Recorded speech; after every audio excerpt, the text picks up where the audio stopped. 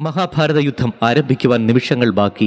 ഇരുഭാഗത്തും സൈന്യങ്ങൾ കുരുക്ഷേത്ര ഭൂമിയിൽ അണിനിരന്നു. പാണ്ഡവ സൈന്യം കൗരവസേനയ്ക്ക് നേരെ തിരിഞ്ഞു.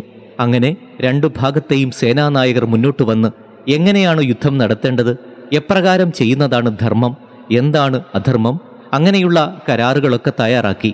ദൃഷ്ടദ്യുമ്നനും ഭീഷ്മരും മുന്നോട്ട് വന്ന് കരാറിൽ മുദ്ര ചാർത്തുന്നു. കരാറിൻ്റെ നിബന്ധനകൾ ഇപ്രകാരമായിരുന്നു: ആയുധമില്ലാത്തവരോട് യുദ്ധം ചെയ്യരുത്, സമന്മാർ തമ്മിലേ പൊരുതാവൂ, ഏതായുധം കൊണ്ട് ഇങ്ങോട്ട് എതിർക്കുന്നുവോ അതേ ആയുധം കൊണ്ട് തിരിച്ച് എതിർക്കുക, ആനയ്ക്ക് ആനയും കുതിരയ്ക്ക് കുതിരയും കാലാൾക്ക് കാലാളും തമ്മിൽ പൊരുതണം, വീണുപോയവനെ ആക്രമിക്കരുത്, ആയുധം താഴെ വെച്ചാൽ അഭയം നൽകണം, യുദ്ധം കഴിഞ്ഞാൽ എല്ലാവരും സ്നേഹത്തോടെ പെരുമാറണം.